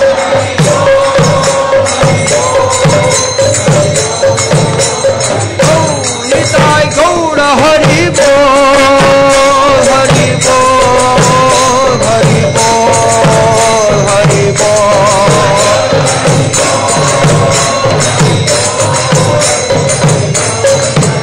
निताय गौर हरि बोल हरि बोल हरि बोल हरि बोल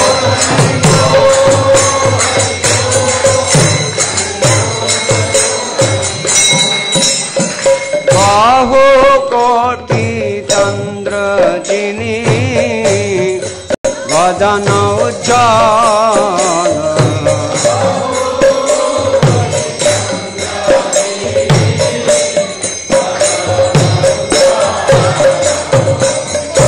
गलदेशे वनमाला करे झलमाला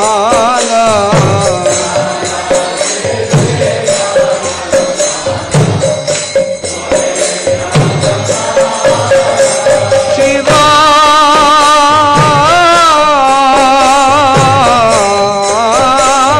शुकनारद प्रेमे गदगाद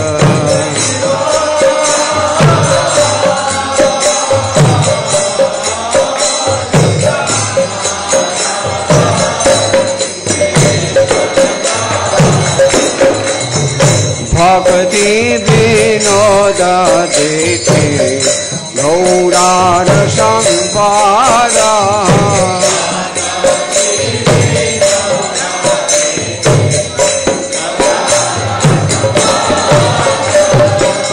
भक्ति विनोद देखे गौरार संवाद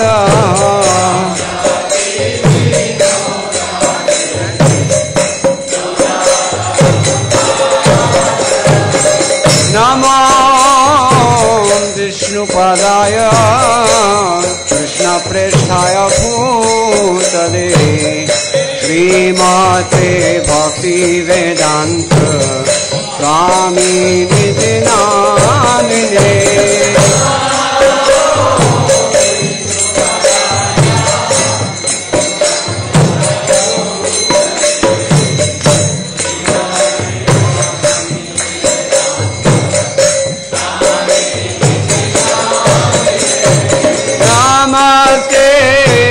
सरस्वती देवे गौरवाणी प्रचारिणे निर्विशेष शून्यवादी पाश्चात्य देशतारिणे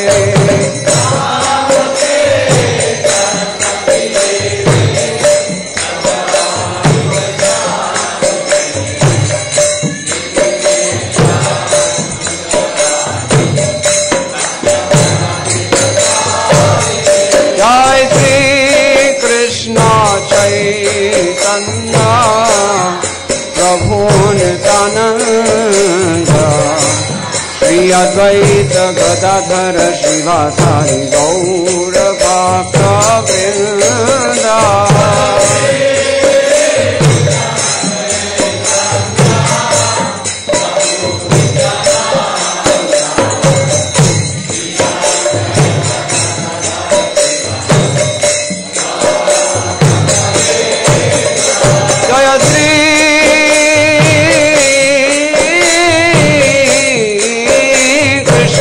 चैतन्य प्रभु नित्यानंद श्री अद्वैत गदाधर शिवासादि गौर भक्तवृंद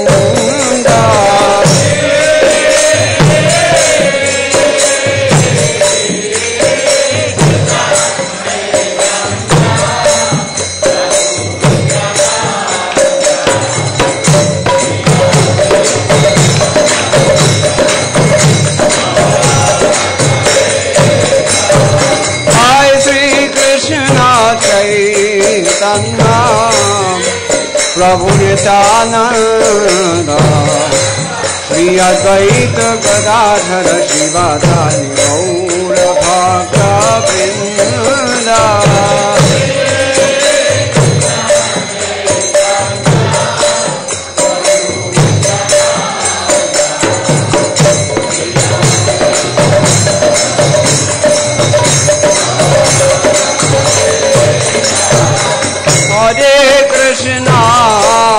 Hare Krishna, Krishna Krishna, Hare Hare, Hare Rama, Rama Rama, Hare Hare.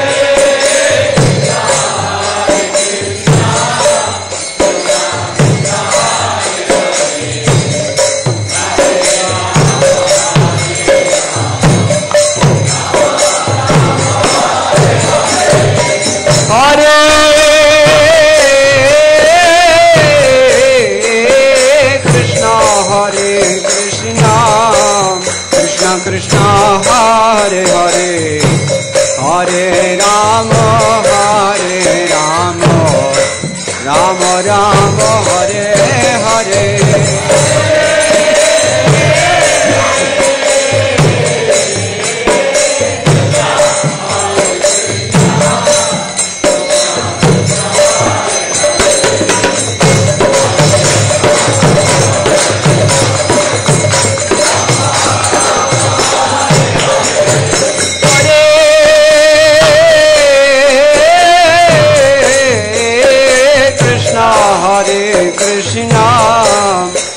Krishna Hare Hare, Hare Rama, Hare Rama, Rama Rama, Hare Hare.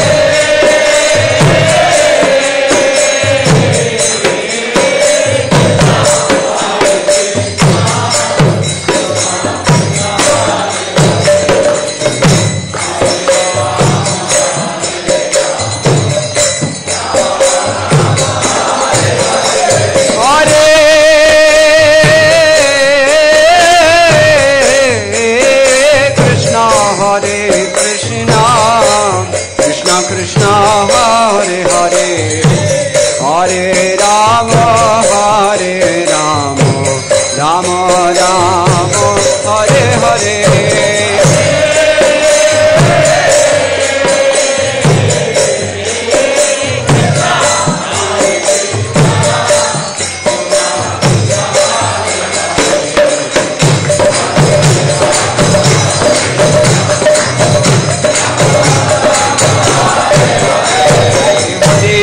Krishna, Hare Krishna, Krishna Krishna, Hare Hare, Hare Rama, Hare Rama, Rama Rama, Hare Hare.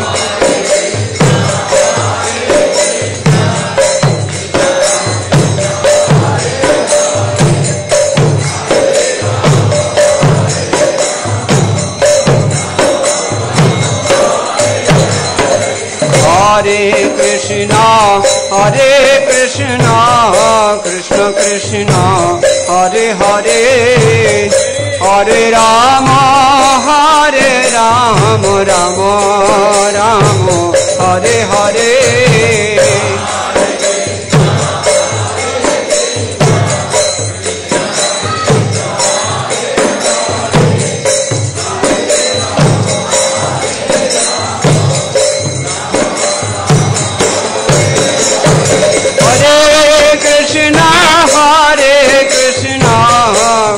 Krishna, Hare Hare, Hare Rama, Hare Rama, Rama Rama, Hare Hare.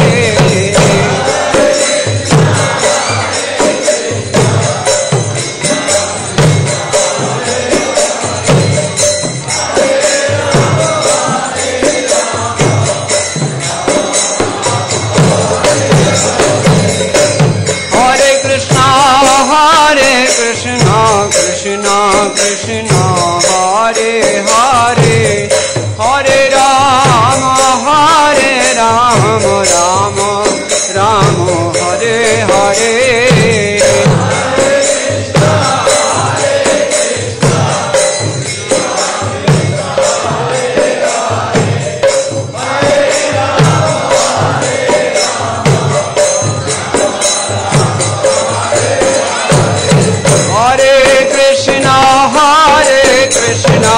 Krishna Krishna, Hare Hare, Hare Rama, Hare Rama, Rama Rama, Hare Hare.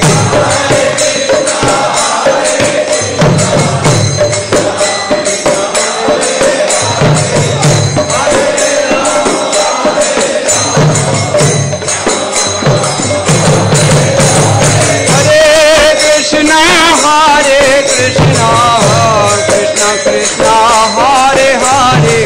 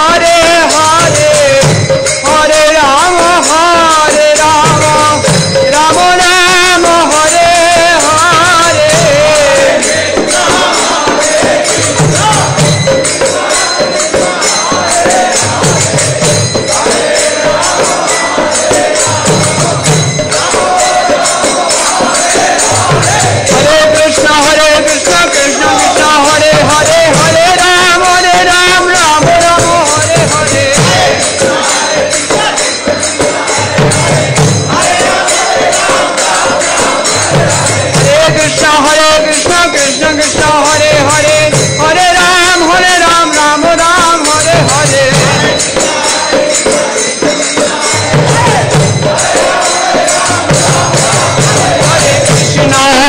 Hare Krishna, Krishna Krishna, Hare Hare, Hare Rama, Rama Rama, Hare Hare.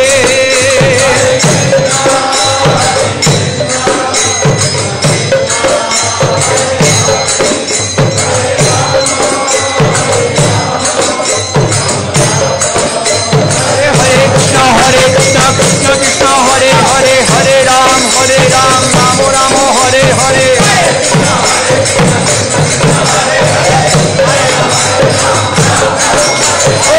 Krishna Hare Krishna, Krishna Krishna, Hare Hare, Hare Ram, Rama Rama, Hare Hare.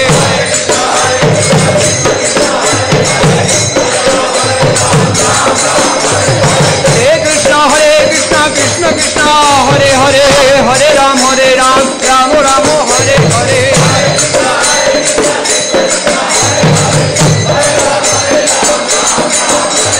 Hare Krishna, Krishna Krishna, Hare Hare, Hare Ram, Rama Rama, Hare Hare.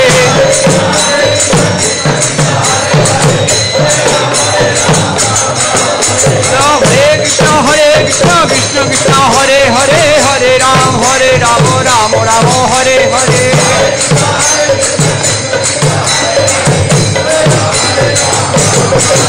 Hare Krishna, Krishna Krishna, Hare Hare, Hare Rama, Rama Rama, Hare Hare.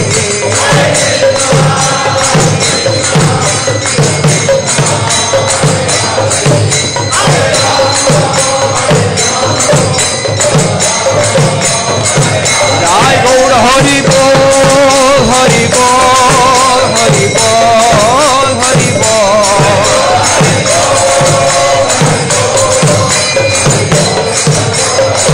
Jai Gaur Hari Bol, Hari Bol, Hari Bol, Hari Bol.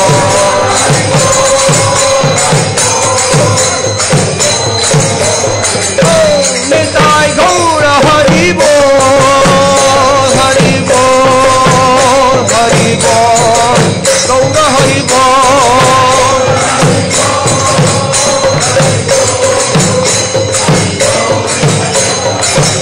Jai Gaur Hari Bol, Hari Bol, Hari Bol, Hari Bol.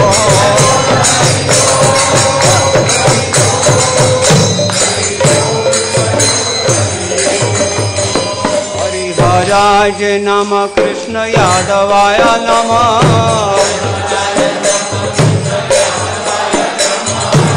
Yadavaya Madhavaya Keshavaya Nama.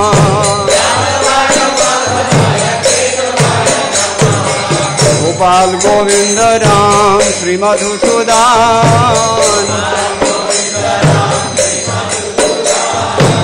Giridhari Gopinath Madana Mohan. Chaitanya Nityananda Sri Advaita Sita. Hari Guru Vaishnava Bhagavat Gita.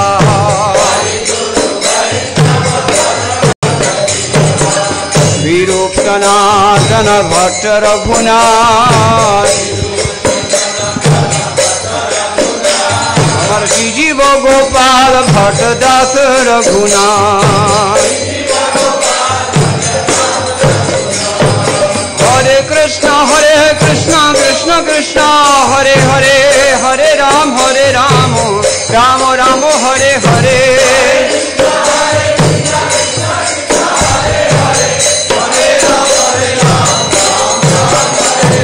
Hare Krishna, Krishna Krishna, Hare Hare, Hare Ram, Rama Rama, Hare Hare.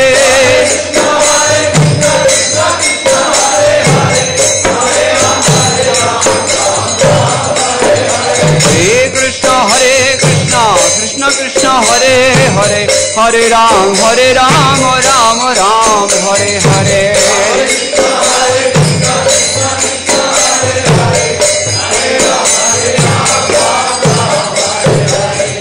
Krishna Krishna Krishna Hare Hare Hare Ram Ram Hare Hare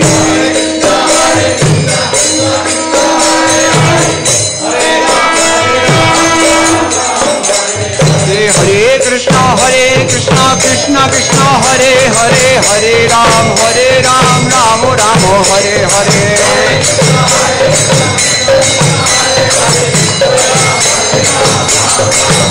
Oh Hare Krishna Krishna Krishna Hare Hare Hare Ram Ram Hare Hare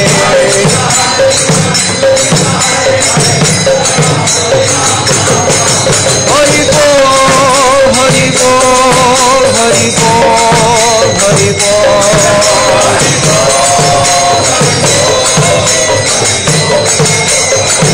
Jai Gaura Hari Bol Hari Bol Hari Bol Hari Bol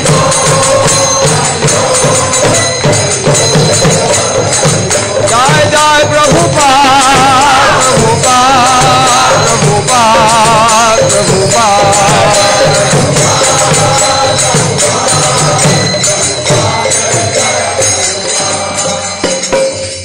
Jai Vishnu Pad Param Sarvajikacharya Ashtotra Shata Shishimad Srila Abhay Chanarana Bhaktivedanta Swami Maharaj Srila Prabhupada Ki Jai Ananda Koti Vaishnava Vrinda Ki Jai Nama Acharya Srila Thakur Haridas Ki Jai Prem Se Kaho Sri Krishna Chaitanya Prabhu Nityananda Shri Advaita Gadadhar Shivasadi Gaur Bhakta Vrinda Ki Jai Shri Shri Radha Krishna Gopa Gopinath Shyam Kund Radha Kund Giri Govardhan Ki Jai Vrindavan Dham Ki Jai Navadip Mayapur Dham Ki Jai Ganga Devi Ki Jai Yamuna Mai Ki Jai Bhakti Devi Ki Jai Tulasi Rani Ki Jai Samaveta Bhakta Vrinda Ki Jai Shri Harinama Sankirtan Ki Jai Grantaraj Srimad Bhagavatam Ki Jai ISKCON BBT founder Acharya Srila Prabhupada Ki Jai Go Premanandi All glory to the assembled devotees. All glories to the assembled devotees.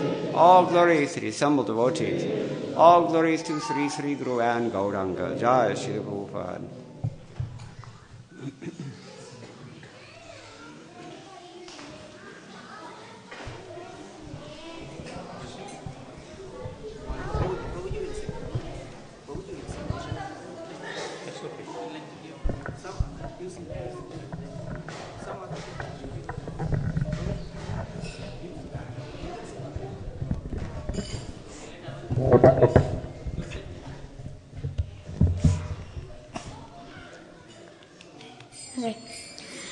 Namaste Narasimhaya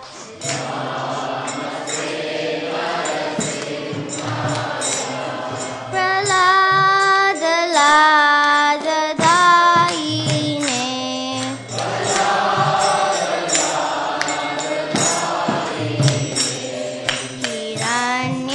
Hiranyakashi Purvakshaha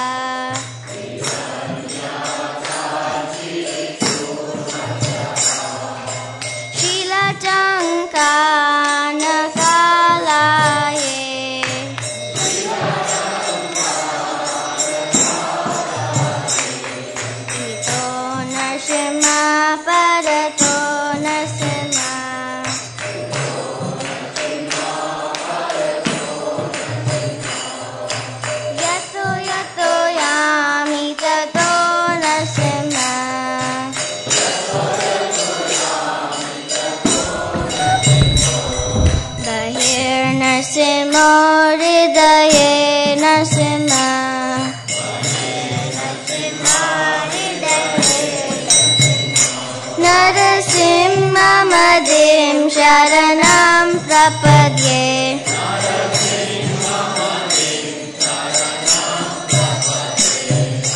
Tava Kara Kamalavare Nakam Adbhuta Shringa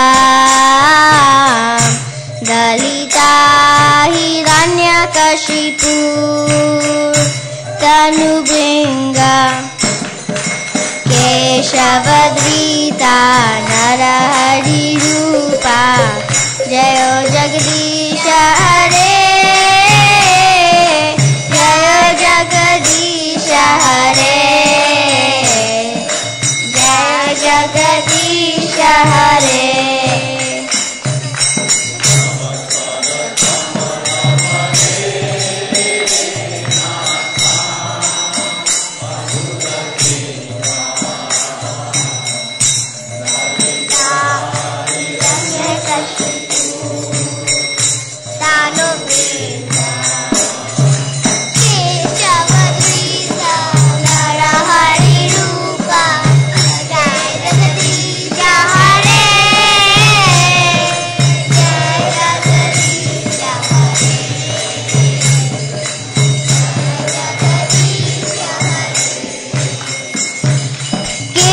केशवधीता Narhari रूपा जय जगदीश हरे जय जगदीश हरे जय जगदीश हरे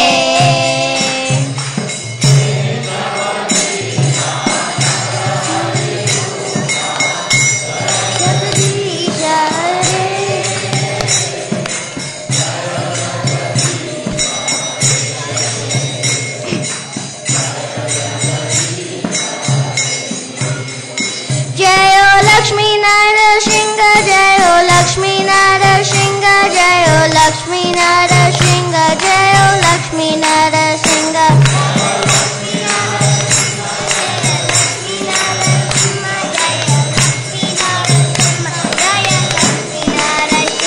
जय हो प्रहलाद महाराज जय हो प्रहलाद महाराज जय हो प्रहलाद महाराज जय हो प्रहलाद महाराज जय Prahlad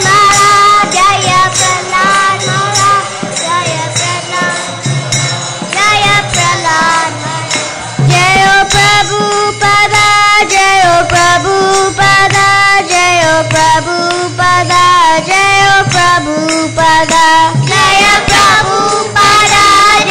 Prabhupada Jaya Prabhupada Jaya Prabhupada Nitai Gaura Hari Bol Hari Bol Hari Bol Nitai Gaura Hari Bol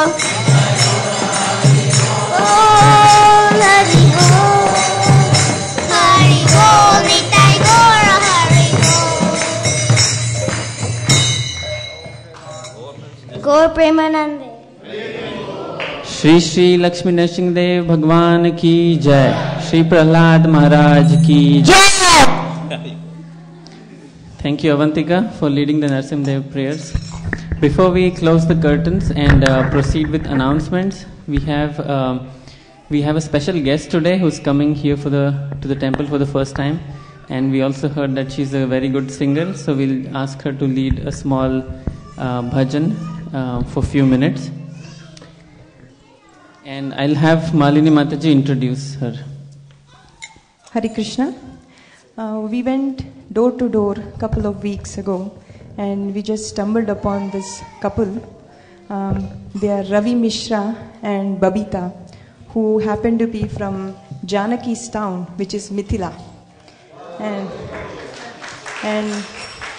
And Babita's mother actually used to go to the Gaudiya temple in India, and right from her childhood she has been hearing about the Mahamantra. And she's very fond of singing Lord Ram's bhajan. And when we went to their house, they bought a Srimad Bhagavatam set, because as soon as they saw devotees,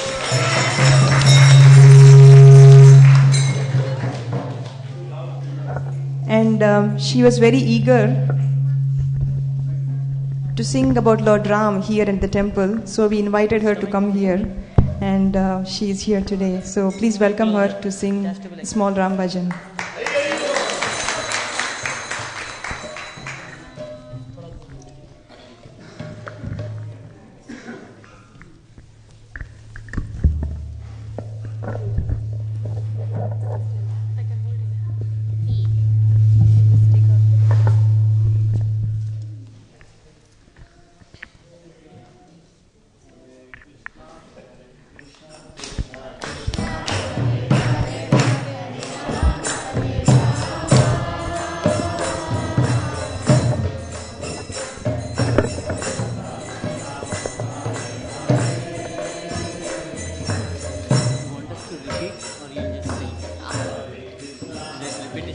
just say that you can repeat it.